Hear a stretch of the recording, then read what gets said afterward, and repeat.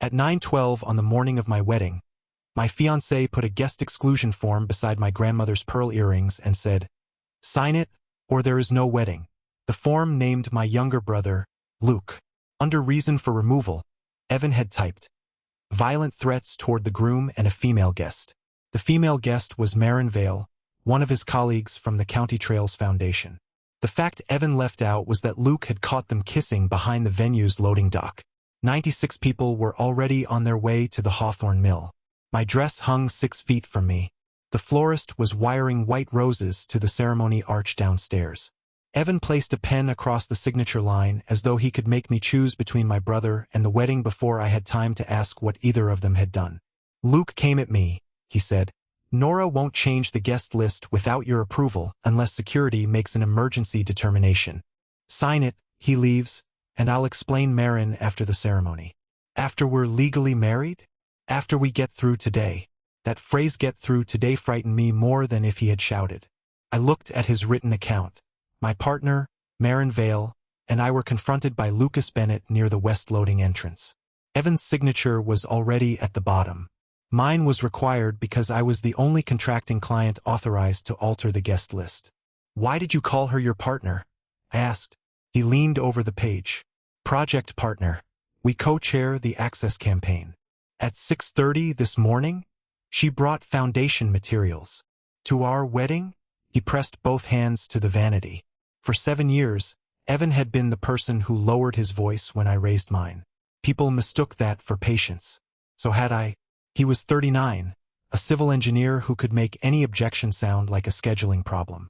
I was 37 and managed payroll and vendor contracts for a chain of veterinary clinics.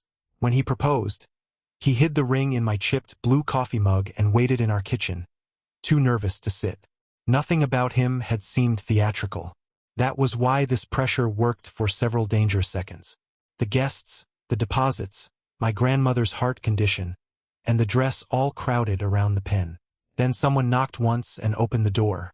Nora Kim, the Mills event director, wore a charcoal suit and the expression of a person who would rather lose a wedding than mishandle a safety report. "Casey, I need to speak with you without Mr. Price." Evan straightened. "We're resolving it." Nora did not look at him. "I need the contracting client." I had paid the deposit from the account I kept after selling my first condo. Evan and I divided later expenses, but the contract allowed only me to approve a voluntary guest list change. The clause had seemed like dull administration when I signed it. Now it was the reason Evan could not remove a witness with his signature alone. I asked him to leave. "Casey, don't turn this into dash. Leave the room." Anger crossed his face before he arranged hurt over it. He took his phone and walked out.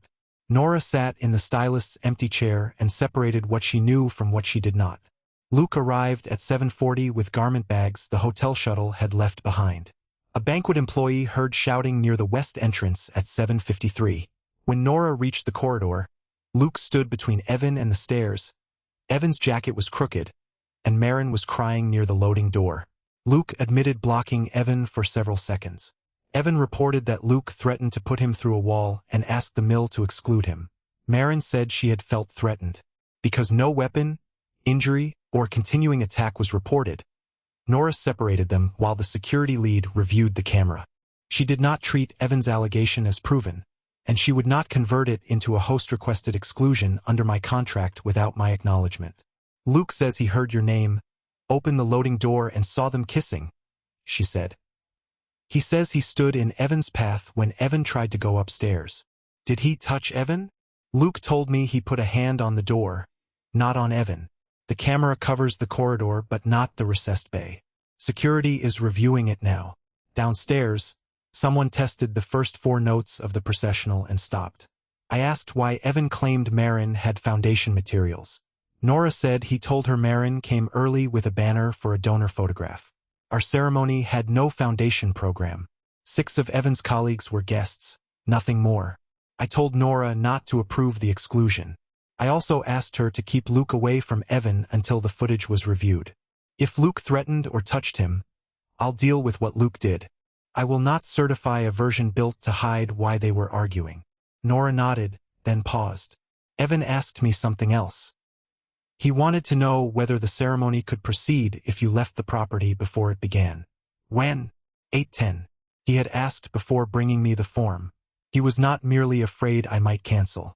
He had already checked whether the wedding could operate around my absence. Nora told him the mill would not host the event under my agreement after I withdrew authorization. She gave me privacy and said no one would enter without my approval. I called Luke. A staff member passed him the phone. Case. His voice was rough. Are you okay? Tell me exactly what happened, including what you did. He had heard Marin say, You told me she knew last Sunday. Evan answered, She knows enough. Luke pushed open the loading door. Evan kissed Marin when she tried to step away, not a long kiss, Luke said, but deliberate. Luke yelled my name. Evan told him to mind his business and headed for the stairs. Luke followed, stood in front of him and said, If you go upstairs and marry my sister without telling her, I swear I'll stop you myself. Did you threaten to put him through a wall? No. I said he couldn't hide behind one. Did you touch him? Silence. Luke. I grabbed his jacket. 1 second, maybe. Then I let go. I shouldn't have. That mattered. Discovering the truth did not give Luke the right to put his hands on anyone. It also did not transform his mistake into the threat Evan had typed. I told him to remain with security, avoid Evan, and speak to no guests. Don't marry him because you're embarrassed not to, he said, and his voice broke. I'm not deciding for the guests. I'm finding out what I'm being asked to survive. After the call, Evan texted, This can still be a good day if you refuse to let Luke control it. Then, Marin is leaving. There is nothing between us that changes what you and I have. The sentence was built to sound reassuring without denying anything. My mother knocked. Elaine Bennett was 64, practical, and already dressed in navy. I gave her the smallest true version. Evan had been involved with Marin. Luke saw them. Evan tried to remove him. The ceremony might not happen. Mom sat down and asked, What do you need? Not what will people think. Not how much did this cost. I asked her to keep our family in the upstairs lounge and say only that there was a delay. Then I carried the unsigned form downstairs in my silk robe and slippers. Evan waited outside the conference room. Marin stood near the service elevator in the green wrap dress I had approved when she asked about guest colors. Seeing it hurt because it proved she had planned to sit through the vows. Evan stepped toward me. We need to talk privately. We will. Luke is staying on the guest list while security finishes its review. He assaulted me. He admits grabbing your jacket. If the camera shows more, we handle more. That does not make your statement true. I held up the form. I am not signing this. For the first time that morning, Evan had no calm answer ready. My hand was shaking, but not because I had already decided to cancel. I had not.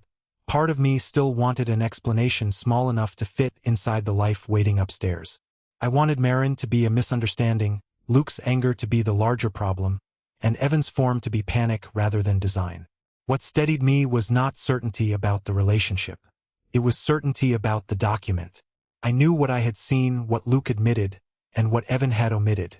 Signing would turn his allegation into my instruction before the camera review or Marin's account existed. I set the form on Nora's desk and asked her to mark it declined with the time. Evan watched her write 9:31 beside my unsigned line. The wedding was still possible in theory. The shortcut he had built to reach it was not. Nora gave us the planning office across from the ballroom. Evan sat at a table covered with seating charts and began by attacking Luke's credibility. My brother had always hated him, he said, though Luke had helped him move twice, stood beside him when he proposed, and spent 3 weekends building the cedar planters outside our ceremony doors. Evan said Luke had been drinking, impossible at 7:53 in a venue where the bar remained locked. Then he said Marin had been upset and he comforted her. How long have you been comforting her? I asked. It isn't what he thinks. Then tell me what it is. We got close during the spring campaign. We crossed a boundary. Which boundary?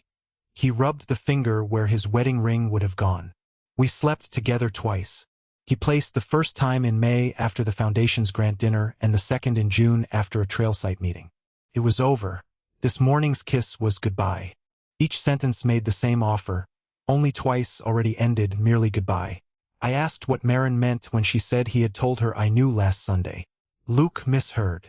I opened the office door and asked Nora whether Marin would answer one question. Evan's chair scraped the floor. We're not doing a tribunal. It is not a tribunal. It is the answer you won't give. Marin entered voluntarily and stayed beside the door. Her mascara was smudged beneath one eye. What did Evan tell you I knew? I asked. She looked at him before answering me. He said he told you last Sunday that he had feelings for me, and that you both decided to hold the wedding for your grandmother, then separate quietly afterward. My grandmother had congestive heart failure. She was stable, opinionated, and more interested in cake than in seeing me perform a marriage I did not want. Evan had turned her health into permission. Did you believe him? I wanted to. He said your relationship had been over since January. We renewed our lease in February. He said you couldn't afford separate apartments before the wedding bills cleared. His lie used facts Marin could verify. The lease, the bills, grandma. I asked why she arrived before sunrise. Evan had called at 5:48 and asked her to bring a foundation banner for a donor photograph. After she arrived, he admitted there was no photograph. He wanted to make sure she would still attend. Marin said she could not watch him marry me unless I truly knew. Evan claimed I did. She asked him to call me in front of her. He refused. When she tried to leave, he kissed her. I kissed him back for a second, she said. Then I pushed him away. That's when Luke opened the door. Evan stared at the table. You're making it sound calculated. Marin let out one joyless breath. You invented a banner. The affair was no longer the full revelation. Evan had scheduled Marin before sunrise, created a false task, brought her to the venue, and planned to seat her 30 feet from our vows after telling each of us the other understood. When an unexpected witness appeared, he tried to use a real safety procedure to remove him. The wedding was not just something Evan feared losing. It was leverage he expected to gain. I asked Marin what she had told Nora about Luke's threat. She said Luke frightened her. He shouted, grabbed Evan's jacket, and blocked the corridor. Evan told Nora that Luke threatened to kill him. Marin said she heard a threat, but she had not read Evan's wording before Nora drafted the form. I heard Luke say he would stop the wedding. I did not hear him say he would hurt Evan. Nora, standing outside, stepped into the doorway. At 8:05, you told me you heard a threat against both of you. Marin closed her eyes. Evan was beside me saying Luke threatened us. I said yes when you asked if I felt threatened. I did feel threatened. I should have separated what I felt from what I heard. No one became innocent because Evan lied. Luke had grabbed him. Marin had participated in the affair and let fear make her account imprecise. Evan had taken those truths, enlarged them, and placed my consent at the bottom. The mill would not release security footage to us, but its security lead described the review and preserved the file. The camera showed Luke following Evan out of the recessed bay, catching his jacket for about 1 second, and releasing it. Luke stepped into Evan's path twice. There was no audio and no strike by either man. The security lead said Luke's obstruction justified separating them for the day, not treating Evan's written allegation as verified. Nora voided the exclusion form and documented conditions. Luke would remain with my father, stay away from Evan, and leave after any further confrontation. Luke accepted. Evan did not. So he gets rewarded for putting his hands on me? No, I said. He gets a consequence for what he did. You do not get to stretch it into cover for what you did. My father had just arrived. He asked whether I wanted Evan removed. I could have divided the building into 2 angry families. Instead, I asked Dad to escort Luke upstairs. No speeches. No calls to Evan's parents. Keep him away from Evan. Dad looked at me, then nodded. I asked Nora for the actual cost of stopping the ceremony. Catering was in production, flowers installed, musicians and photographers present. The ballroom could become a lunch, but there would be no same-day refund. A breakup was not force majeure. I would probably lose the site fee and most vendor payments. The unsigned marriage license could simply expire. No one had to announce the cause. Evan listened as though Nora were reading storm damage. You're throwing away $28,000, he said. The full wedding cost was a little over $34,000. My mother had contributed $4,000. Evan and I had each paid about $11,000 over the year. The balance came from my condo sale savings. The money mattered. It represented overtime and a car I had delayed replacing. But it was already spent. Marrying him would not recover a dollar. The money paid for an event, I said. It did not purchase my answer. His voice softened. He offered an hour's delay, counseling on Monday, his resignation from the foundation, full phone access. We could send Marin home, keep Luke upstairs, and tell guests there had been a family emergency. He would spend the rest of his life proving that 2 nights meant nothing. Marin interrupted. It wasn't 2 nights. Evan turned toward her. She unlocked her phone but did not hand it to me. This started in March and continued last Thursday. I asked only what I needed: duration, other partners, health risk, shared money, and what future he promised. Marin knew of no one else. They met at her apartment or after events. Evan paid for 2 rooms during a Madison conference, telling me they were for late-working volunteers. He told Marin he would move in after the wedding obligations were settled. She asked him 3 times to cancel. On Thursday, he said I had agreed to a quiet transition. Evan called her a liar. Marin read one message aloud. Sunday, 10:41 p.m. Casey understands the ceremony is for family. After the honeymoon week, I'll bring my things over. I remembered Sunday at 10:41. Evan was beside me on the couch, supposedly answering the caterer. We shared popcorn. His foot rested against mine while he told another woman I had agreed to disappear. That ordinary contact was where shock became grief. Marin then read a message from 6 weeks earlier. Once the license is signed, everyone will calm down. Casey won't blow up both families after that. The sentence changed the purpose of the wedding. Evan had not been drifting toward a bad decision he hoped to confess. He was counting on marriage, family expectation, and sunk costs to reduce my ability to leave. I asked Marin to preserve only the messages relevant to the timeline, finances, and health questions. I did not need to consume their entire relationship. Nora's assistant knocked. Guests were arriving, the quartet needed instructions, and our officiant was waiting. Evan checked the clock. We have 40 minutes. We can get through the ceremony and deal with us privately. You mean deal with me after the license gives you more leverage? That isn't what I said. It is what you wrote. I stood. There will be no ceremony today. He reached toward my wrist and stopped. You don't mean that. I am withdrawing authorization for the ceremony setup. The meal can continue if the venue permits it. You will not stand beside me and turn my presence into proof that I accepted this. He looked at Nora. She's emotional. Nora's face did not change. She is the client, and her instruction is clear. No one applauded.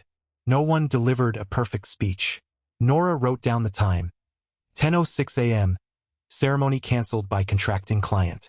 The process Evan had tried to use against me now made the decision visible and final. The wedding could not proceed around my absence, and for the first time he understood that I would not help him manufacture my consent. Canceling the ceremony required almost nothing. Our officiant returned the unsigned license, and Nora recorded that no marriage had occurred. Telling the people who came to witness it was harder. Evan wanted a joint announcement blaming a medical issue. I refused because that would make Grandma carry his lie. He suggested private family circumstances. I could accept privacy, but not language that made my decision sound temporary or mutual. Nora offered to announce only that the ceremony would not take place and lunch would still be served. Before she did, I asked for 5 minutes with Evan's parents. Diane was arranging boutonnieres no one would wear. Robert held the walnut ring box he had made. When Evan and I entered separately, Diane looked from my silk robe to his open collar. Who is hurt? Evan answered first. Luke attacked me, and Casey is canceling everything. That sentence removed my last doubt that he might become honest once the outcome was unavoidable.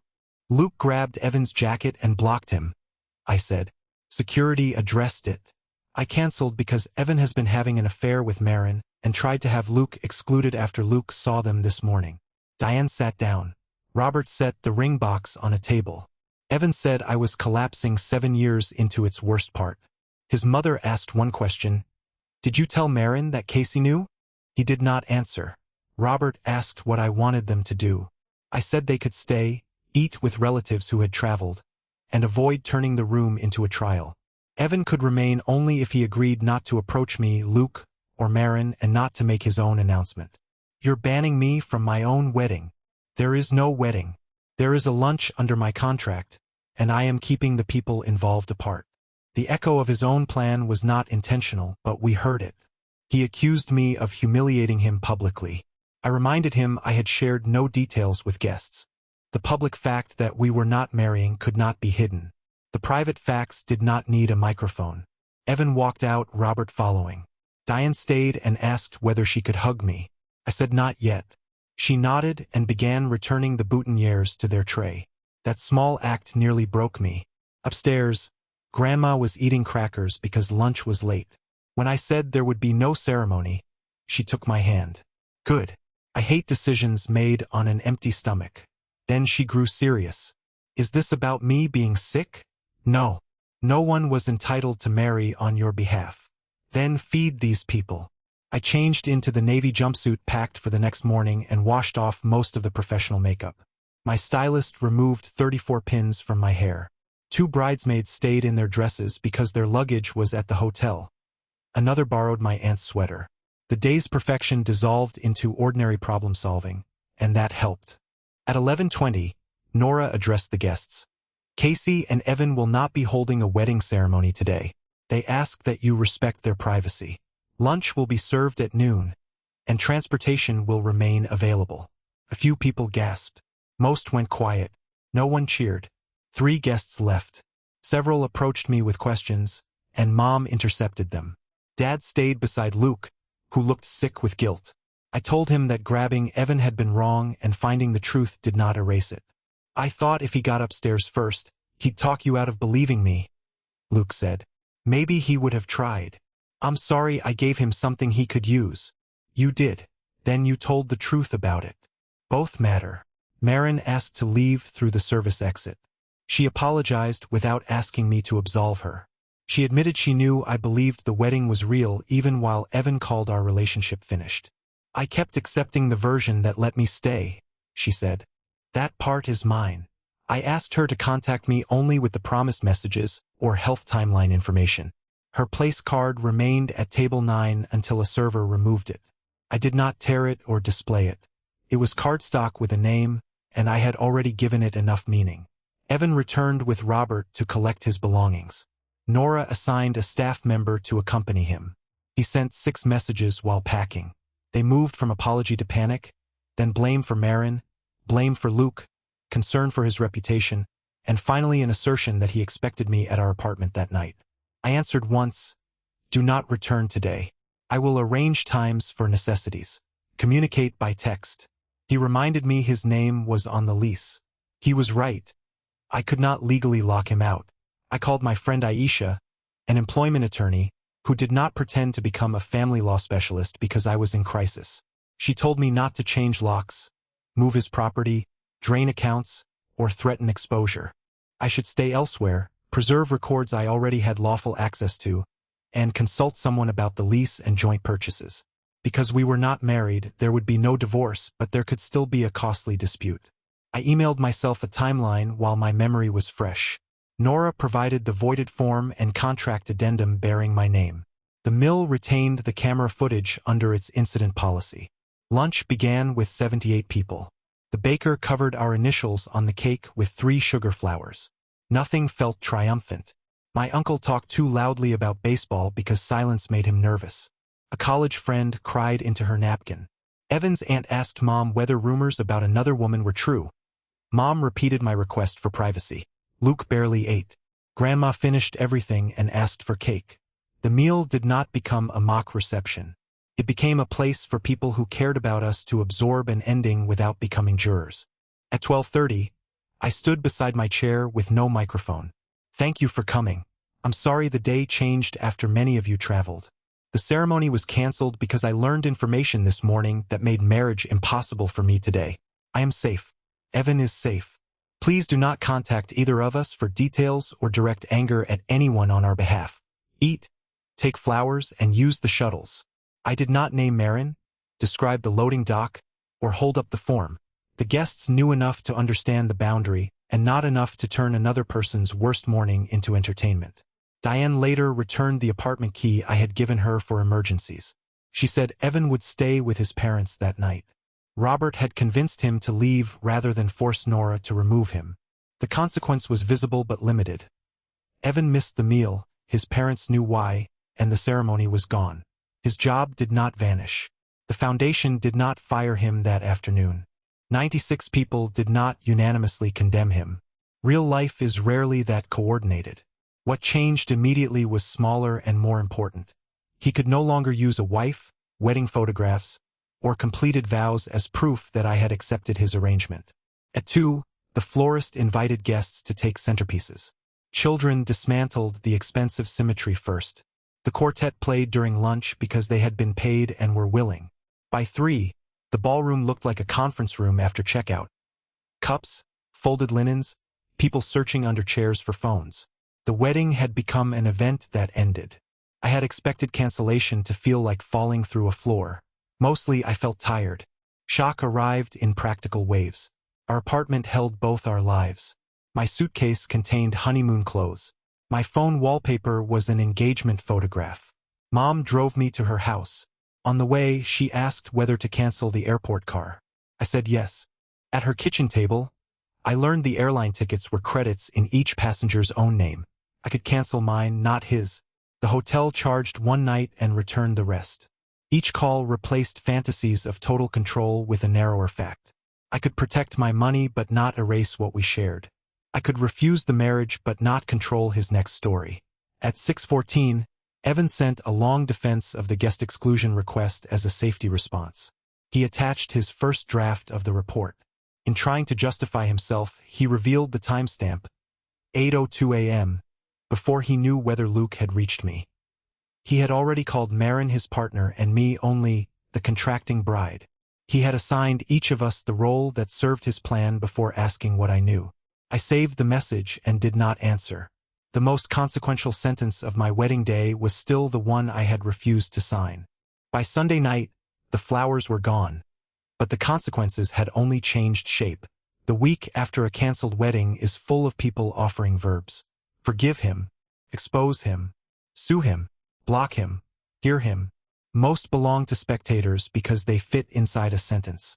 My actual life required nouns. Lease, deposit, couch, dog, account, key. On Monday, I met Julia Mendel, an attorney who handled disputes between unmarried partners. 7 years together had not created a marriage. Separately titled property generally remained separate. Joint purchases required agreement or proof. Our lease bound us until the landlord approved a change or it expired. Wedding losses were not automatically recoverable from Evan because his conduct caused the cancellation. Litigation might cost more than the dispute. It was disappointing advice which made it useful. I opened an account for future income, redirected my paycheck, and left our joint balance untouched except for ordinary bills while we documented it. The Madison hotel rooms appeared on our shared card. Evan had reimbursed one from the foundation and left the other as our expense. Affair-related spending I could verify totaled $1,386. The room, dinners, rides, and a bracelet from a shop near Marin's apartment. Hurtful, not ruinous. I requested reimbursement through mediation. Evan disputed the bracelet until Marin forwarded his emailed gift receipt.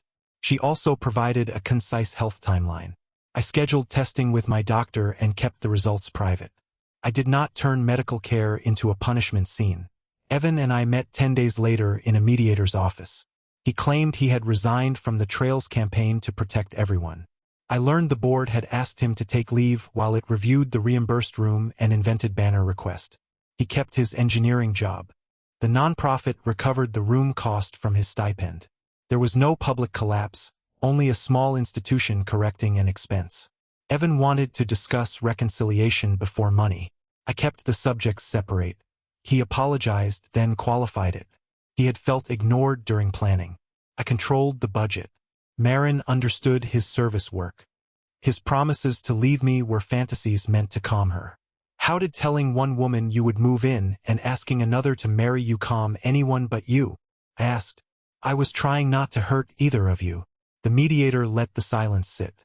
Evan experienced other people's informed decisions as injury.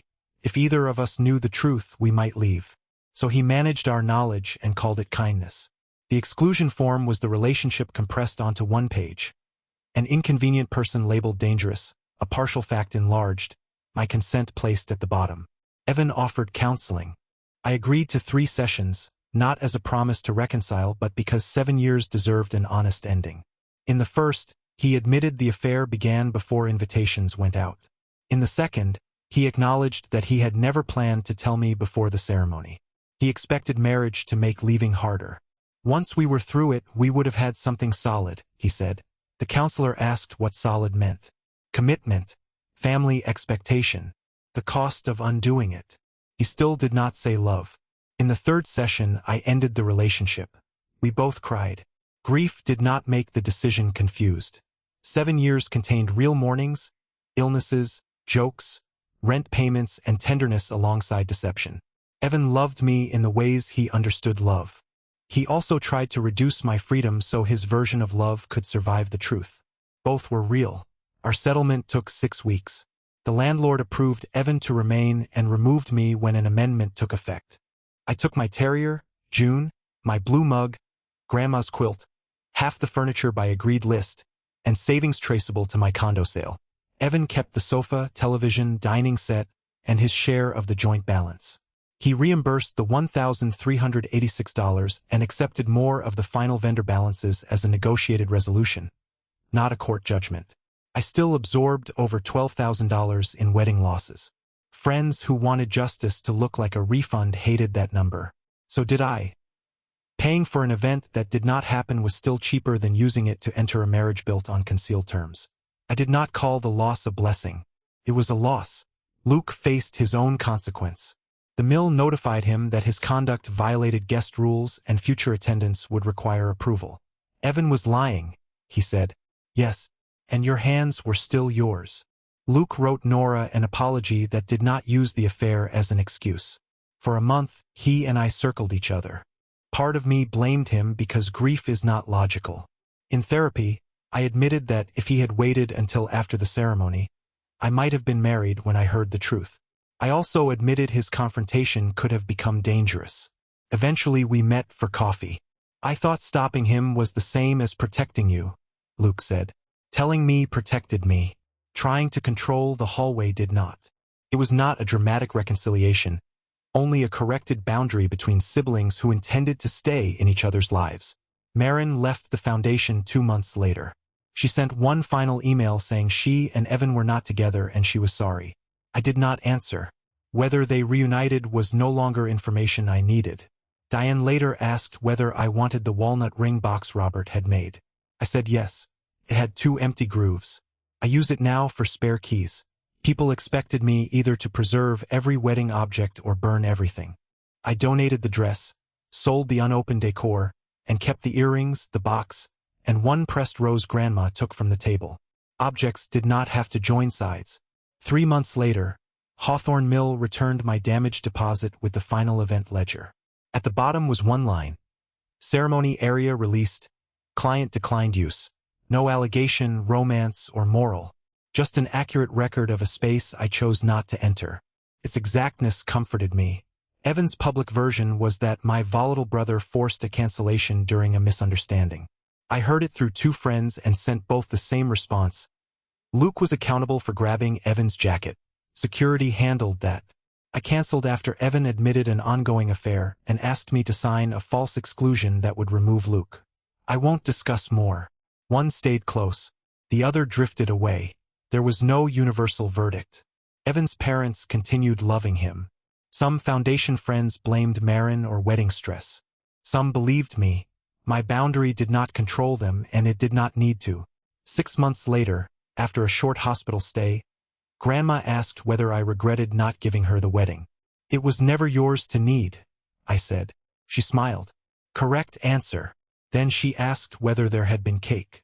I showed her a photograph of herself eating a slice with 2 white roses beside her plate. It was the only image from that day I kept on my phone. In it, no one was performing a future. After my lease ended, I rented a smaller apartment near the clinic. June claimed the window seat. I bought a scratch dining table and invited my parents, Luke, and Grandma for Thanksgiving. Luke asked whether he could bring someone he was seeing. My first response was fear not of her, but of surprise entering a family event. I said I needed a name and enough notice to add a chair. He laughed, then saw I was serious. Her name was Naomi. She was kind, and nothing terrible happened. Healing was not becoming fearless. It was stating a condition before resentment turned it into a trap. On the anniversary of the cancelled wedding, the mill emailed an event promotion. I unsubscribed and went to work. That evening Luke returned a drill. He noticed the walnut box by my door and asked why I had kept it. I opened it and handed him the spare key. For actual emergencies, I said. No surprises. He turned it over in his palm. Understood. The box made for promises now held access granted plainly, with terms we both knew.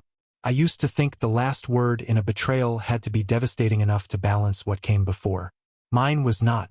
It was the word I withheld from a false report, the word I gave Nora when she asked whether to release the ceremony space, and the word I kept giving whenever someone tried to turn pressure into permission. No, not forever to love, not never to grief. Just no to the version of my life that required my signature before I was allowed the truth.